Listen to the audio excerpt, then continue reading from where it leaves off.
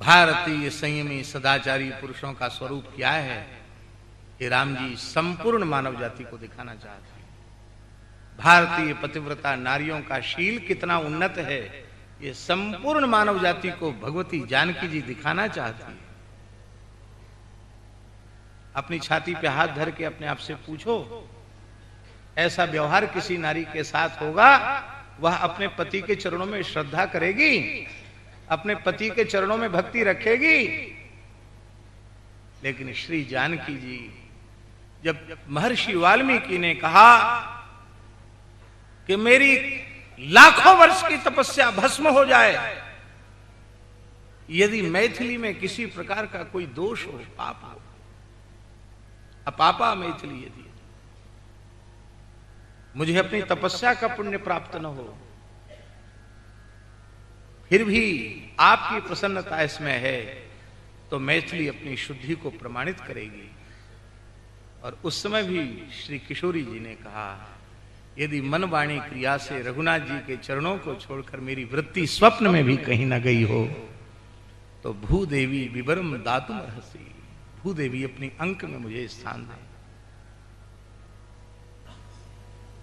आज पुरुष वर्ग की स्थिति है कि दुर्भाग्य से यदि गृहिणी की मृत्यु हो गई, यदि वे खूब सामर्थ्यवान हैं, तो उनका जीवन फिर पवित्र नहीं रह जाता है। या तो वे, अब तो विवाह का प्रतिबंध हो गया, अब तो विवाह पर प्रतिबंध हो गया, बहुविवाह की, बहुविवाह,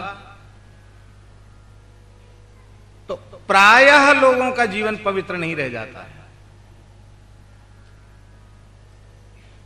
लेकिन भगवान श्री राम सप्त द्वीपवती सप्त समुद्रवती पृथ्वी के एक छत्र सम्राट हैं, और श्री जानकी जी वहां विराजी हैं, और लंबे समय तक एक पत्नी व्रत का पालन भगवान ने किया है। भगवान महल में सबके देखते देखते तो भीतर प्रसन्नता पूर्वक जाते हैं, और भीतर भगवान उषा बिछा करके, अपना पट बिछा करके उस पर सो जाते हैं। हा मैथिली कहकर करवट बदलते हैं ठाकुर जी। सुबेरे वीणा मुरज मृदंग वाद्य आदि बजते हैं, तो प्रिया जी के विरह को अपने भीतर धारण किए हुए रघुनाथ जी मुस्कुराते हुए बाहर निकलते हैं। यह है प्रेम का सर्वोच्च स्वरूप।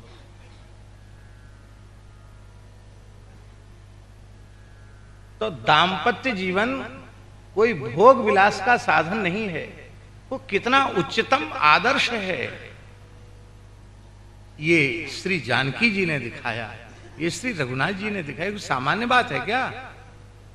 ये सामान्य बात नहीं है।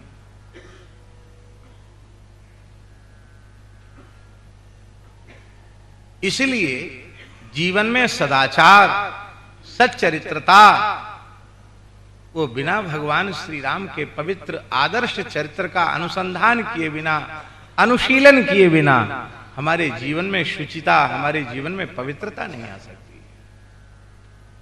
इसलिए ये माताओं के पातिव्रत की जैसी महिमा है, ऐसी ही पुरुष वर्ग के एक पत्नी व्रत होने की महिमा है। अभी सब्सक्राइब करें हमारे YouTube चैनल ईश्वर टीवी को और देखिए वीडियोस सबसे पहले।